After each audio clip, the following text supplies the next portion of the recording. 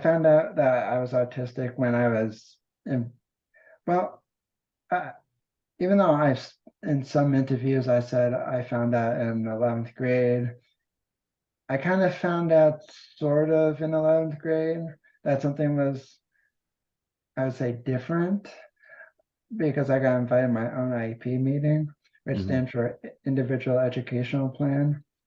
And I have to say, being invited to your own meeting sucked. And the reason why it sucked is because I was at the head of the table, and it was like watching a political debate on TV, just going back and forth.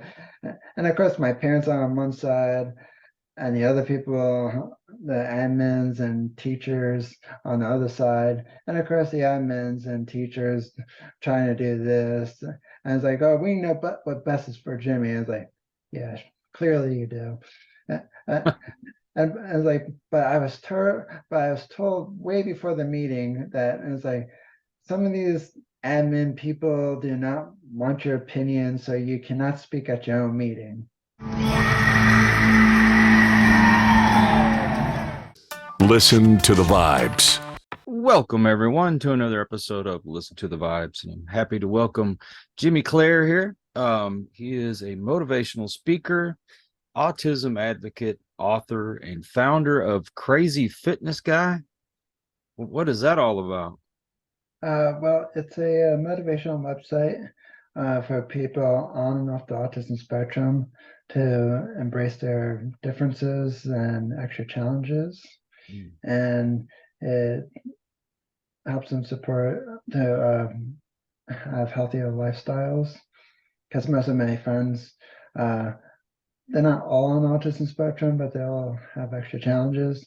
And during the pandemic, they gained quite a bit of weight, more than their body can handle.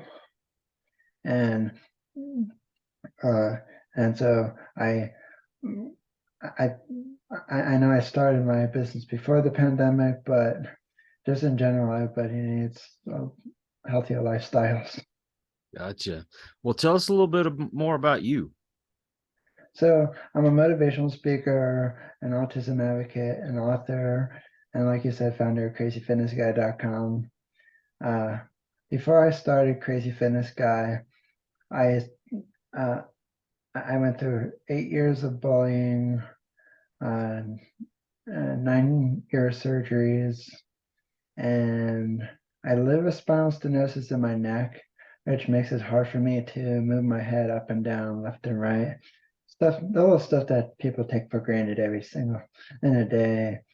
I mean, not everyone, uh, but someone like me with spinal stenosis, it's hard for me to uh, turn different ways while driving a car. So it's like, oh, I had to turn practically my whole body just to see outside one area of the car. And it's like, why can't every car come? I actually got this like adjust this big mirror as an attachment. It's like, why can't every car come with these big mirrors? It'd take out all the blind spots. There'd be probably less accidents, but we come into these little doopy mirrors. And it's like, oh, it's a safe car. And it's like, not this thing. We got everything else done compact, but we haven't switched to this yet. It's And Oh, I'm sorry. Go ahead. Go ahead. so, and I was also told that I wouldn't be able to read higher than a second grade level because I'm autistic as well. And I'm currently in college, and I would love to I would love to meet all those people who said all those things about me. Hey, it's good when you can prove them wrong, right? Oh, yeah. I have a grandson who's autistic. I guess they call it high functioning. He's got all the tics and stuff like that, and you have to kind of be careful. Like if you touch him, he gets upset if he doesn't want to be touched.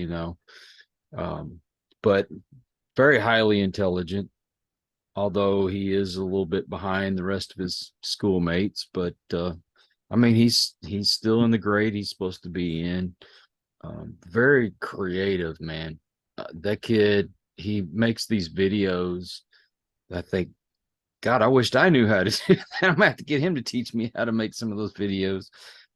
You know, video games. Oh my gosh, the kid is a whiz at video games, and he said, "Papa, can I see your phone?" And he got on my phone, figured out how to open it, and was doing all this stuff. I'm going, who's going to hold this kid back? Exactly. Yeah.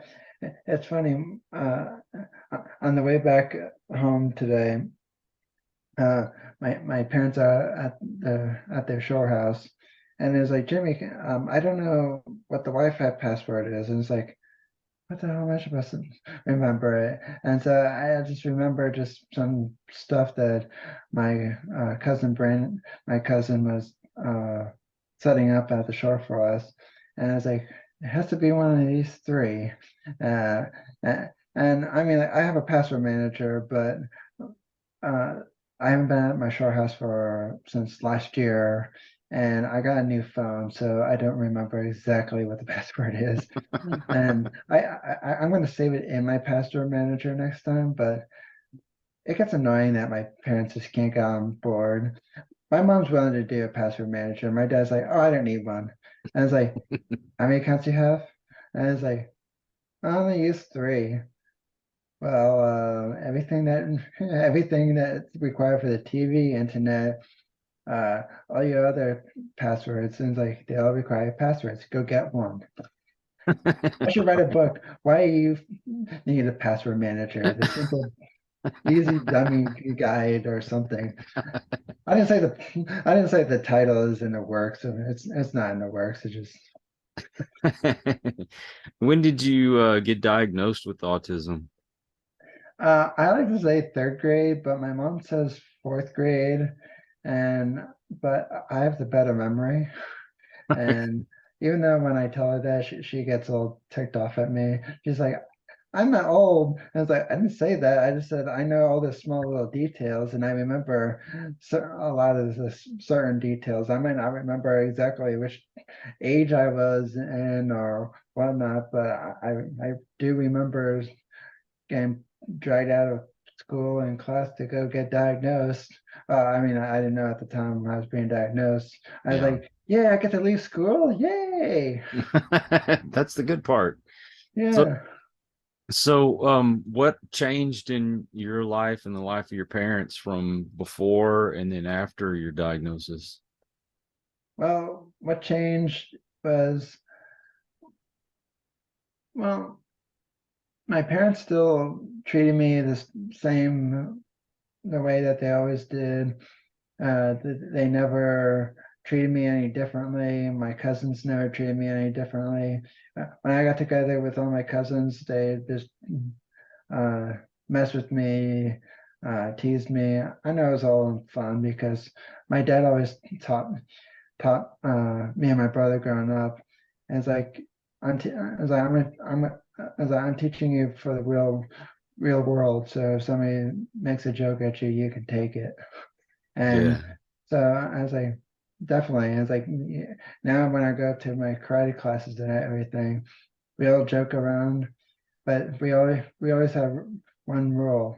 Well, there's multiple rules, but one of the biggest rules while you messing with someone, and it's like you can't poke fun at someone. You can mess with them, saying like one of them. I was training with this one person, and we were confusing up the punches because we didn't know if our instructor meant every other term, but he's like, oh no, we will tell you to switch and everything. And so we were doing our own way, and so we got confused, and so he's forgetting like which punches and which. And I said to him, I was like, you, and it's like, I think you need to wear socks that with left and right on them. And it's like you.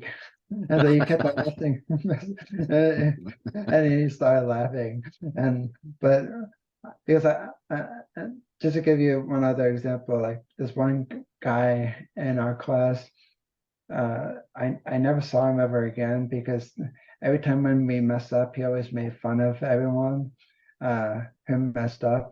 and that's not cool at all. So it's like it's one thing to joke around with people that you're familiar with, and Mhm. it's a safe environment. You're not poking fun at them, but when you start poking fun at anybody, or you're out.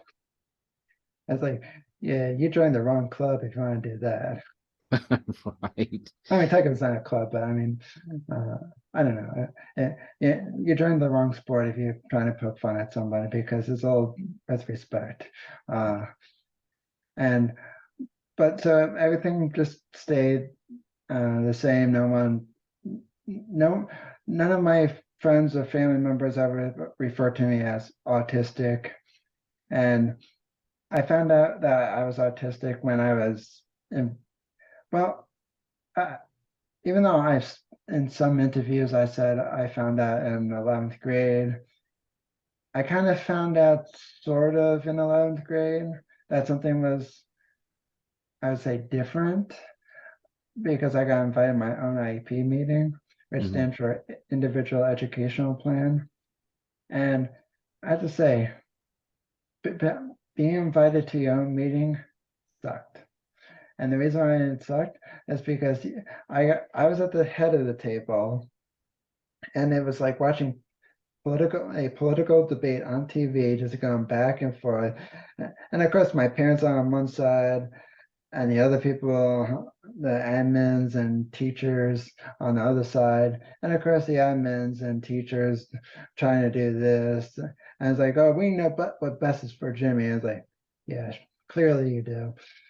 Uh, and it's like, but I was told way before the meeting that it's like, some of these admin people do not want your opinion, so you cannot speak at your own meeting. I'm like, then why the What? hell am I even going to Yeah, my own stupid meeting? yeah, that didn't make a And whole lot of sense. well, I remember, and after the meeting, I was so pissed off because it was right during not my math class, my art class. And I love art. And I really missed art because my college, even though that they have art classes, it's not like uh you have to pay for them and everything. It wasn't like where high school was like, oh, this is included as an elective. My elective in college is like, oh, well, you can take art history. How about I fall asleep? Watch the grass grow. Let me go paint the grass. It would be more fun. And but and I remember I made a huge big fit and everything, and I'll admit I did it kind of openly in the public, and no one really called attention to it or anything, well, except for some of the admins overhearing it. And so, and I made a fuss to my case manager at the time. So the next year, in 12th grade, because I made a huge big fuss, people wanted to hear what I had to say. I'm like, oh, so if I fuss and complain, and because I wouldn't mind if them say, hey Jimmy, what's your opinion on this take? Do you think this will be helpful for you? And then we can try it for, I don't know, let's say a month or two, and then we can reconvene at the next, I mean, come back at the next meeting and revamp it and so on. But no one wanted to hear from me the first time around. And even if I had like a most wild, crazy suggestion, you could say, "Oh, it sounds like a cool idea, but what about this?" And I don't know, bounce ideas off of each other. And it's like this is supposed to happen in a meeting, but apparently they forgot that. And but fast forward a little bit, when I got into college, I knew these people. Let's just say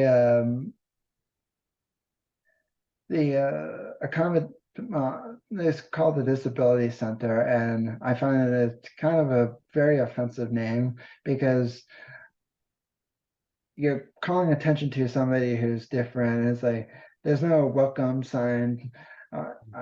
I kind of I said in one of my papers I written in college that it really should be the accommodation center, because then you're accommodating everyone, from whether people, some in wheelchairs, crutches, other extra challenges.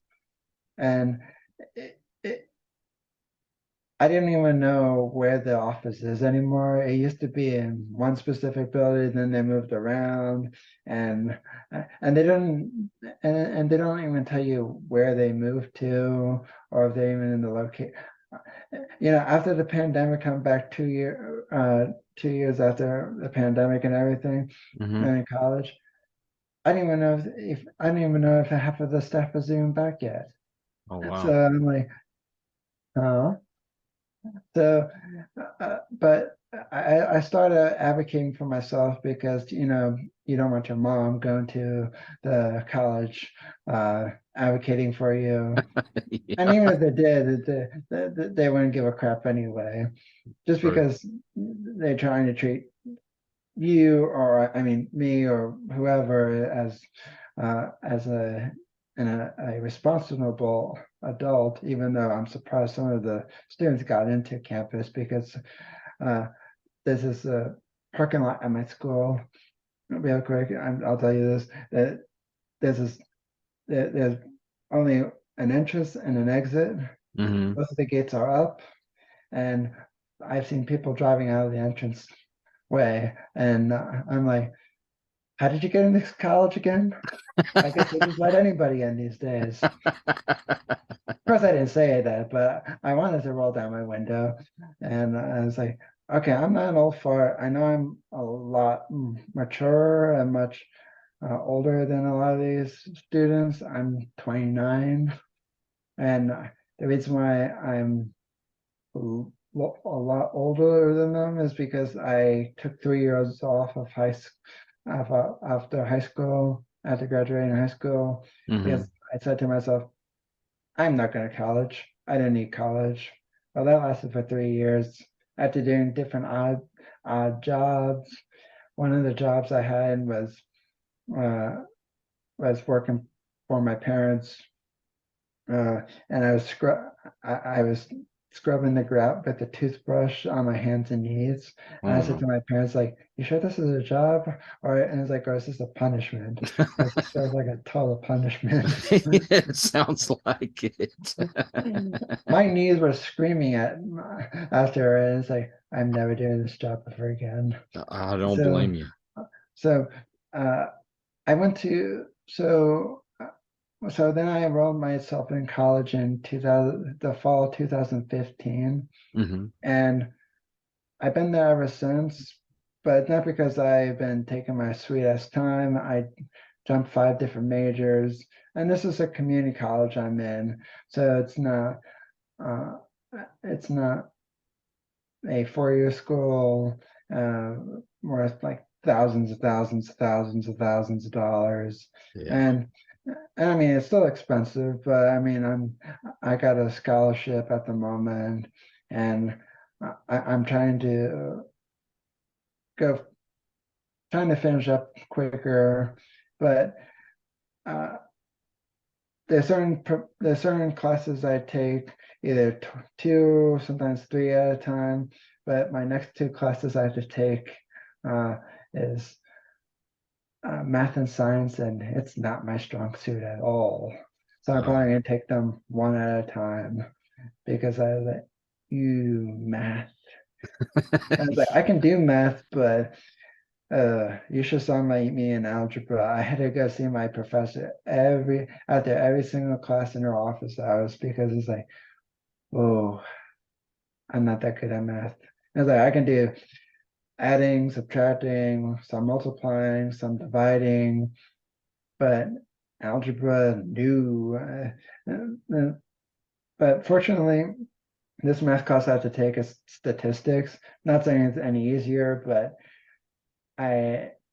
everything I do for CrazyFitnessGuy, statistics, podcasting, statistics. So it's like, well, at least there's something useful for it. Algebra is like, oh, gee, when am I ever going to use that crap again?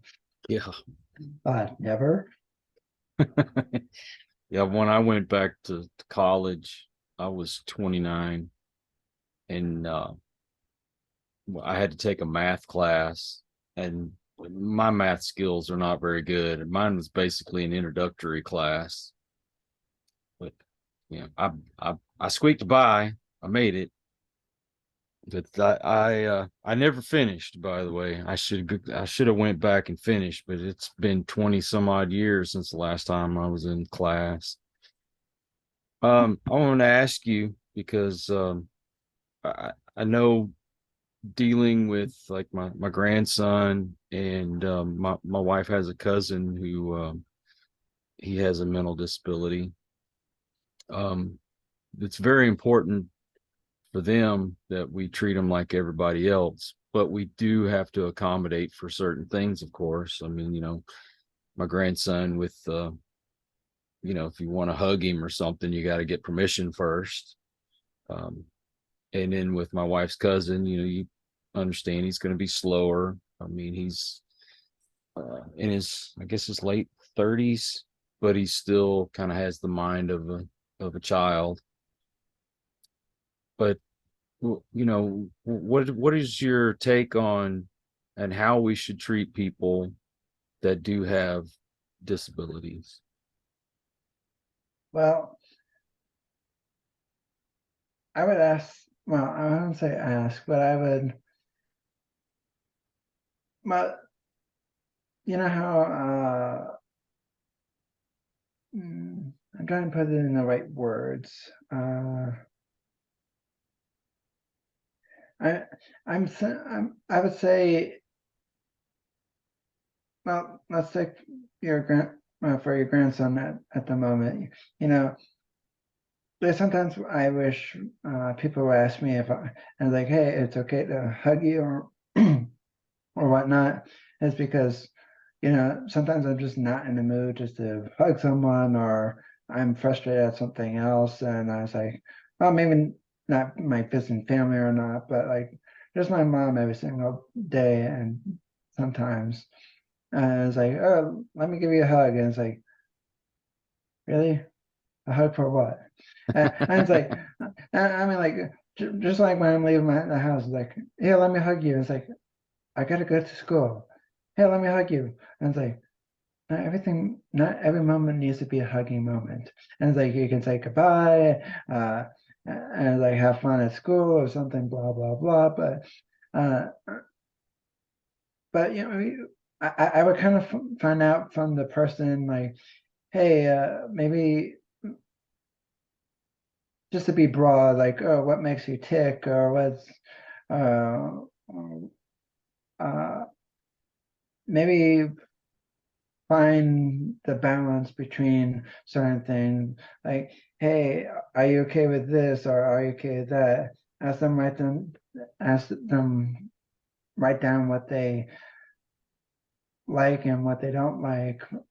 And maybe specific, like, how would you want to be treated? What do you like? What do you not like? Maybe give them like, maybe not have them write down every single thing. Maybe give them a choice and fill in the bubbles, or a check mark next to each one. It's like, oh, this is okay, this is okay, I'm not comfortable with this, just so that they're not feeling like, oh, I'm no one's trying to accommodate me. Make it be very basic, so it's not just feeling like, oh, I'm the only one being different. Maybe have all of them. Maybe have everyone at the table, or in the family fill one out. So there's like, oh, no one singled me out, so I'm just filling this out like a different kind of person. Lack of a better word.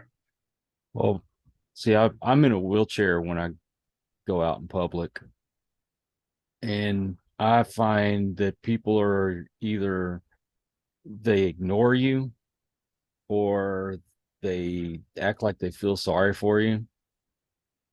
And I want to fit in with everybody else. I mean, so what? I'm in a wheelchair. It's not like it's going to hurt you or anything or make you sick, Do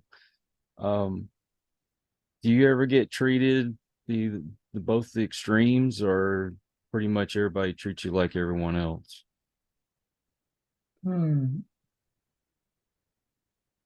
I would say it depends who it is. Sometimes, like sometimes not to bash my parents, my mom or anything, but sometimes when let's say, well, let's say for instance, I'm kind of asking her what a certain thing is. I don't do I have a good example. I don't have a good example for that, but let's say she asked me something. Let's say if I asked her something, and then of what something means, she might use a different word, and she might use a different word describing what I'm asking her. And she's like, "Well, this word means that." And it's like, "Well, no, flipping duh, I know what this means." I was like, but I'm asking you specifically, what does this other word mean? And it's like you're using some other word in conjunction with that word.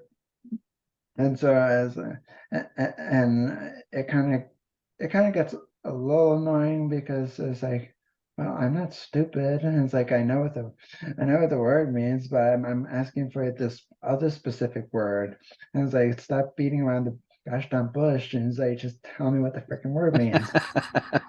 And it's like it's like I could have got the freaking answer from Google within 2 seconds. Right. But I didn't have the phone with me at the time, so I was like, holy crap. Man, now, well, what got you into being a motivational speaker? Well, what got me into being a motivational speaker was kind of like what got me into autism advocacy, Mm-hmm. where I just didn't feel like my voice was being heard in certain places, like my IEP meeting. Sometimes I don't feel like any of the students' voices ever heard on my college campus. And let me give you an example on that. My college campus, and the reason I'm going to use this example is because it's been kind of weighing on my mind for a lot, for like the whole semester. In the last 2 years, I've been back on campus. This is they got these new chairs, and they're not like any chairs like the one I'm sitting in. These chairs are like meant for elementary school age kids sitting on them. These things are the most uncomfortable piece of crap chair I've ever sit in my life. Right. And I mean, even the ceramic metal chair I sat on in high school was way more comfortable than this chair. Mm. This chair is a hard plastic chair. Now, I picture this in your mind. This thing is a hard plastic chair. It's attached to this tray table desk that you can barely fit anything on. You might fit a computer, your water bottle, or coffee, but it doesn't. It's kind of hard to center yourself with the desk in front of you. It's like half off to the side. It's attached by an arm, and it rolls. It's just one big giant contraption. And the reason I brought it up is because I'm because I bet my back has been having like the worst time in these chairs. And I'm not an old person. I'm not out of shape, but I have a bad back because of my spinal stenosis. Right. And my back has been flaring up since. And at first, and of course, you don't want to like piss off anybody or any of the admins. So I've been doing my physical therapy. I've been going to physical therapy every week, sometimes twice a week. And I was like, I don't know why this back is flaring up. So I kind of decided I came up with I wouldn't say guessed, but I've been eliminating stuff that is like, well, I've been using a lumbar pillow on my desk chair in my house for many years, so that can't be it. I was like, it can't be the seat in the car because I've been driving around with that for many years, so it can't be that.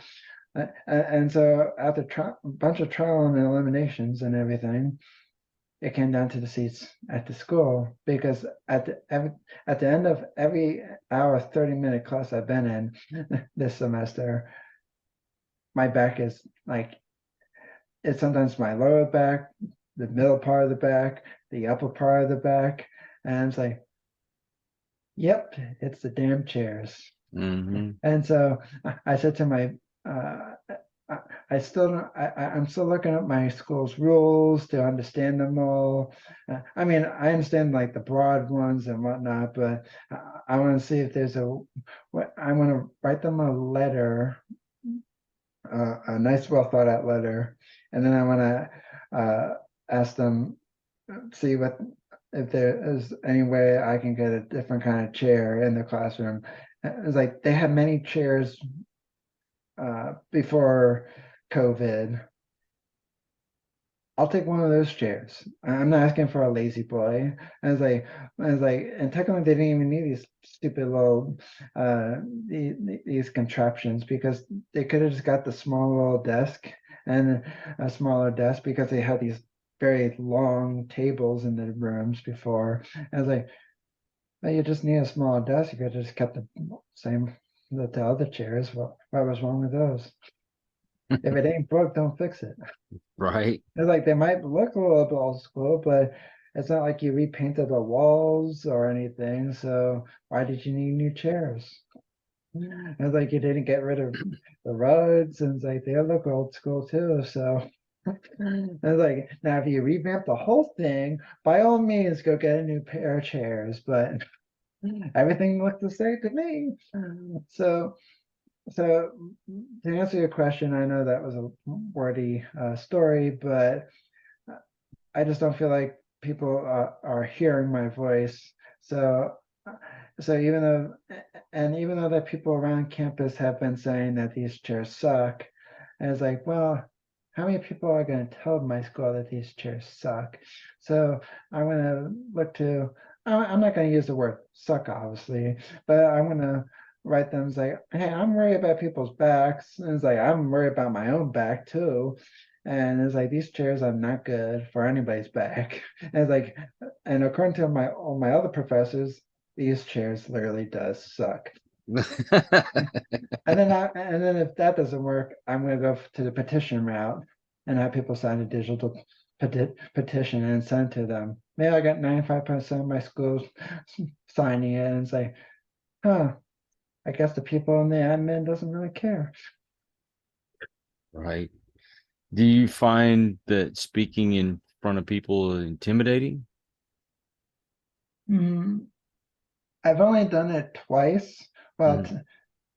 twice in person, multiple times online, and I don't find it too intimidating. I might be a little nervous beforehand, not because I'm inexperienced, but just because it's sometimes kind of nerve-wracking depending on like what crowd you're talking to. It could be, I don't know, you never know what a person's thinking, and you want to gain the trust of the audience, and sometimes they might not show you that they trust you or find you authoritative until at the end of the speech, and it's like, oh, somebody actually likes it. Cool. I remember talking to my local Rotary club that I didn't even know existed. And I mean, they don't advertise anywhere, so how am I supposed to know? Right. I've been living in the same area for 22 years, and I didn't even know that they existed. And I remember everybody gave me a standing ovation. It was like 25 people, 20 people in the room. And Wow. I was a little nervous at first just because it was my second time in person, because I started my motivational speaking career at the start of the pandemic, so I really have impeccable timing. Right. But so yeah, but I've spoken at virtual conventions. I've spoken to summits and virtual summits. And sometimes that can be intimidating too, because sometimes you feel like you can kind of be intimidated by some of the other speakers, because it's like, oh, this person did TEDx, he did this, he has 8-figure business. And it's like, put me to damn shame, damn it. It's like, stop this. Right. Well, I have a stuttering problem that I've fought with for most of my life. And even though I don't spill over my words like I used to, um, when I'm trying not to stutter, you'll see I'll stop and I take almost like a little break before I say the next word. And I hear all these other podcasters and how smooth that they talk, and they can go through their whole show without pausing a beat, and sometimes I feel a little intimidated, like, I'm not as good as these guys. Why am I still doing this? But I guess I'm trying to prove something to myself on top of trying to help other people. Well, I, I don't know if this might make you feel better or not, but I always think of those people who have like the slight pause and then continuation, like what you said, uh, kind of like the perfect interview. Let's, lack of a better definition or word. I've I sometimes feel the same way as you do, but at the end of the day, there's people who are interviewing them. They're not the ones who are editing. Like, for instance, I don't know if you're familiar with Lewis Howes, the School of Greatness podcast, No, or maybe even Tony Robbins. I know Um, Tony Robbins. well, those people probably have very professional editors who probably sit through the whole hour and something conversation and takes out all the ums and takes out all the this and that. So it's like, oh well, there can be a slight pause just to have a continuation sound really real and authentic. And so I kind of keep that in my mind, because like, there's no way he's editing his own podcast. There's no flipping way. And so, and again, I'm not comparing myself or anything. Like, I also, and one other thing I want to share. I remember reading or listening to some other podcasters, and if it's taking you hours to perfect one episode of your podcast, and removing all the likes, long pauses, there's tools to do that for you. And it's like, as a one person show, and it's like, don't do it. And it's like, make it sound authentic. Somebody doesn't like the like this and that, they can fast forward 15 seconds, maybe 20 seconds. And it's like, or they just won't listen to you. And it's like, and and every time I see my stats keep going up and up, it's like, well, obviously I must have generated a fan base, because I jumped,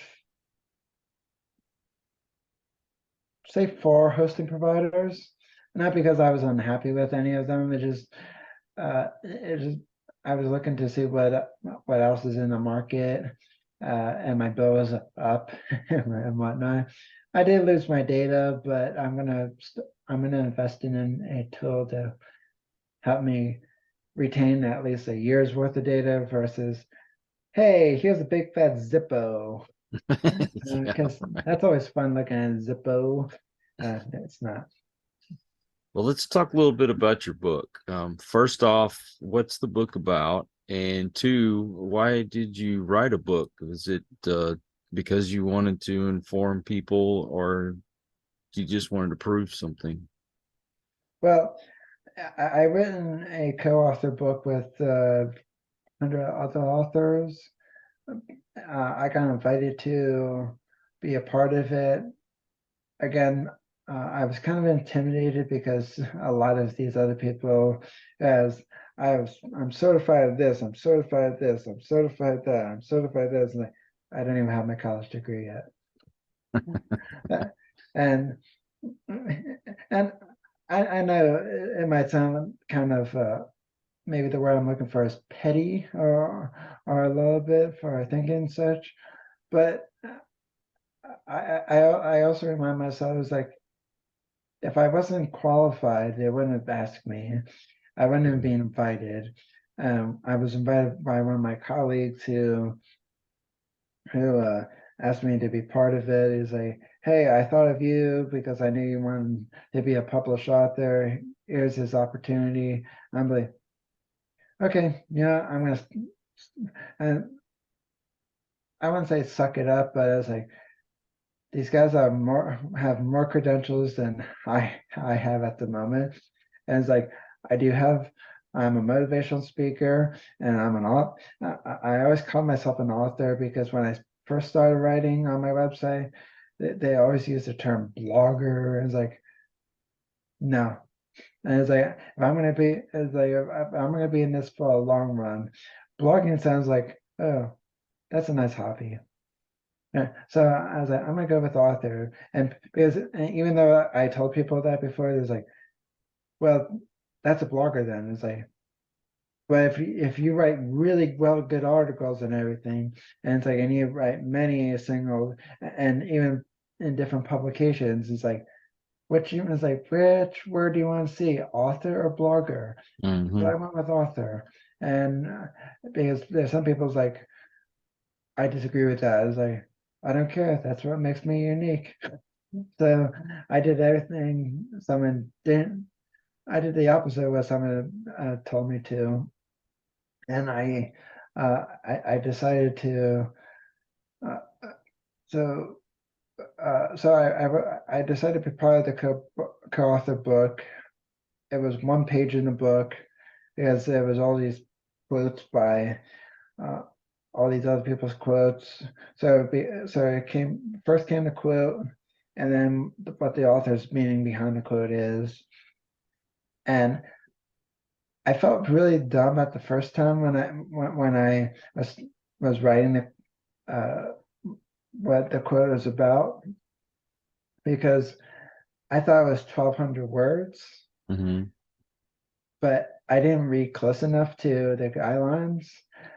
I mean, of course, I cleaned it up, but it was 1,200 characters, including spaces. So I was like, Uh, oh, that's a lot less than 1,200 words. yeah. So I cleaned up quite a bit and say, whew, that was hard because I'm one of the people who like to go into so much detail. Maybe not like uh, Tolkien for the Lord of the Rings books, who literally described every piece of grass that he came by in the book. Mm-hmm. But I'm more a person like, if I ever wrote a book, it would have like references for TV shows, some movies, and maybe some of my favorite parts of the movie. And so I would get in the nitty gritty a little bit, but I was like, well, that's a lot different than 1,200 characters. I was like, I gotta shorten this thing up. And it's like more than half, way Yeah. more than half. I think if the paragraph was like this big, I'm like, so that's 1,200 characters. Holy crap. Jeez, man. So your website is CrazyFitnessGuy.com. Yep. All right. And do you do social media? Oh, I'm all over social media. Between me and Crazy Fitness Guy, I have 100 plus accounts. And you might be wondering, why the hell would you have so many accounts as a one person business? Well, when I first started, it was I basically stayed behind Crazy Fitness Guy. Like I just stayed behind the scenes. I didn't. I wasn't really sharing Crazy Fitness Guy through me. I just behind the brand and everything. Mm-hmm. I didn't think I even had my name on any of the articles. They were just Crazy Fitness Guy, and and so when I shared a post on social media about a milestone for Crazy Fitness Guy, no one gave a flipping rat's ass crap. To them, to their eyes, it was just another brand tooting its own horn. When I stepped Yeah. out from underneath Crazy Fitness Guy, started sharing who I was and whatnot, people was like, "Oh, congratulations!" I was like, "Oh, now you care." Well, So at that's least why they're I caring split about it you. open. At least they're caring about you, though. Yeah, exactly. And so, but, and I know I could have probably stopped maybe in 6 total social media accounts, so 3 and 3. But when Google finds everything, and when everybody finds when everything pops up and everything, it's like there's no take backs. I was like, I could just get rid of one platform, but then it might be maybe I wouldn't say attached, but it might have been referenced somewhere on another platform, like on a Facebook page or some other link somewhere else. And it's like, do I really want to go finding all that links and just to delete one little thing, and then it becomes one big spider web? And it's like, oh, this is linked over here, this guy over here. It's like, nope, screw it. So I take it you're on Facebook, Instagram, Twitter, Yeah. any other Uh, ones? I'm on TikTok. I don't really do much on TikTok. I just reshare my live streams, only because I don't know if it's gonna be banned in the US soon. So I was like, what's gonna you got for me? My live my re my my little promo of my live stream. Oh no. And I was like, that's all over YouTube. You have a YouTube channel? Hmm. Oh That's wow. on the Crazy Fitness Guy. Just because I would I know for myself I couldn't do my own YouTube channel because there's just so many uh like a Jimmy Clare YouTube channel, just because like, well, who the hell is Jimmy Clare? And so I mean, my name is out there. I show up on the first page of Google for my own name, but it's like, oh, Crazy Fitness Guy sounds more cooler. Jimmy Clare, who the hell is Jimmy Clare? No one no one knows who the Jimmy Clare is. And the Crazy Fitness Guy, well, it's a lot more memorable than Jimmy Clare. There's a lot of Jimmy Clares out there. Now, before we go, is or should I say, what would you want people to remember you for? What's going to be your imprint on the world? Having a positive impact for people with extra challenges, and that is Crazy Fitness Guy. As part of its mission statement is to have everybody be included in health and wellness and fitness and whatnot, because fitness doesn't discriminate, in my opinion. Because you know what? Well, maybe it's a little. It could discriminate a little bit, not by extra challenges, but like, for instance, let's say if you subscribe to, and I'm not going to name any names, let's say a workout at home program on some kind of platform, Hmm. and the trainer always like pre-recorded, or if it's live, it's like time to do lunges. Well, for me, I can't do lunges anymore. My physical therapist told me, and it's like, if you're gonna do lunges and injure yourself, I will help you again, but don't say I didn't warn you. And it's like, you're more prone to injury because your knees point inward, and so if you want to take that risk, go right ahead. But I was like, but I wash my hands clean. I am not. And I was like, so put in other words, I'm on my own. And he's like, yep. And I Yeah. was like, thanks. I was like, Yeah. I love this. No So, liability here. yeah. So he said uh so basically what I'm trying to do is help more people to find ways to still live a healthier lifestyle, still be able to work out. Like, for instance, today in one of my workout videos, I'm not going to say the company because I like the company and I'm not going to bash them. But the trainer was having any of the viewers or watching it, it was all pre-recorded, but for anybody doing shoulder presses. I can't do shoulder presses because of my neck. I used to be able to, but I always felt like I had an extra stiff neck. I mean, I always had an extra stiff neck, but more stiffer than usual. And like, why is that happening? And it was all because of, and of course I didn't know this at the time because, you get I know my body because since the growing up with it, obviously, and it's part of me, but I don't always know what's affecting it until I started realizing what's going on. And I didn't know about my spinal stenosis until later on. I mean, I've heard my mom talk about it, but it's like, oh, what's spinal stenosis? It sounds like a fancy word. And so, I'm just trying to help people to like, hey, I have an extra challenge. I have a bad neck. I have a bad I have minimal pointy knees. I still work out. What's your excuse? And I was like, oh, small bedroom. I have a small bedroom too. And it's like, it's smaller than my other bedroom, way smaller than my other bedroom. My other one's, I wouldn't say huge, but it was maybe times two than what I'm currently in now. Basically, I can touch my bed frame from right here. So that's how small it is. So it's like, if I can work out in a small room, so can anyone else, damn it. There you go. I can't do karate in my room because I'll probably kick my bedpost, but No, don't do that. I did that before and it hurt like hell. I can only imagine. Oh, damn it.